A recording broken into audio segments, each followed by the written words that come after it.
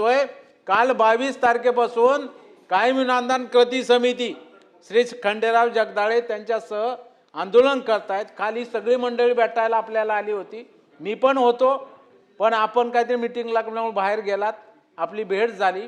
त्यांनी आपल्याला विनंती केली की आम्हाला पुढील टप्पा द्या। पुढील टप्पा काय? 20ला 40, 40ला 60, 60ला 80 आणि जे 80 देतोय त्यांना 100%। एक वाढीव 20चा टप्पा ते मागतायत।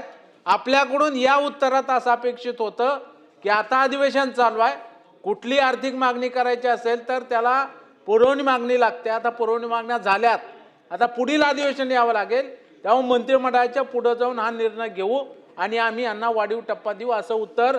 दादा या शब्दाला काही ते अर्थ आहे आणि मग असं उत्तर दादा उत्तर येणं अपेक्षित होतं, पण आपण मागे काय केलं हे उत्तर दिलं, त्याचे आम्ही आभार मानतोय। आपण मीटिंग घेतो म्हणला त्याचे आम्ही आभार मानतोय, पण आम्हाला उत्तर अपेक्षित आहे। राज्यातले 60,000 शिक्षक जेव्हा शिक्षण मंत्री काय बोलतायत, काय उत्तर देतो, ह्या जेव्हा उभा महाराष्ट्र पाहतोय तेव्हा नुसती बैठक लावतोय, उत्तर नाही जाणणार सभापती महोदय। त्यामुळे या निमित्तानं माझी मंत्री महोदयाला विनंती आहे की आपण ह्या ज्या 20, 40, 60, 80 आणि 100, 80% पर्यंत अनुदान घेतात त्या शाळांना 20% वाढीव टप्पा आपण कधी देणार आणि त्रुटी पूर्तता केल्यानं जो राहिलेला टप्पा जो एकनाथरावजी शिंदे साहेबांनी दिला होता तो आपण कधी देणार, हे अतिशय माझे स्पेसिफिक प्रश्न आहेत। आणि तिसरा शेवटचा प्रश्न की आता आपण कबूल केले की शेवटी जे अनुदानाचे निकष केलेत त्याला आमचा विरोध आहे का? नाही, आरक्षण पाळलंच पाहिजे। आरक्षणामध्ये बसणाऱ्या आणि निकषानुसार पात्र झालेल्या शाळांना सुद्धा अनुदान देणं ही सरकार म्हणून आपली जबाबदारी आहे, कारण सगळ्या मराठी शाळा आहेत, त्या वाचवणं आपली जबाबदारी आहे।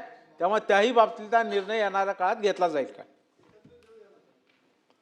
सभापती महोदय, सन्माननीय सदस्य विक्रम काळे साहेबांनी जे काही मुद्दे उपस्थित केलेले, खरं म्हणजे त्यांनीच या ठिकाणी नमूद केलं की त्या काळामध्ये जर याची अंमलबजावणी झाली असती तर कदाचित आत्ताच्या घडीला हा विषय शिल्लकच राहिला नसता।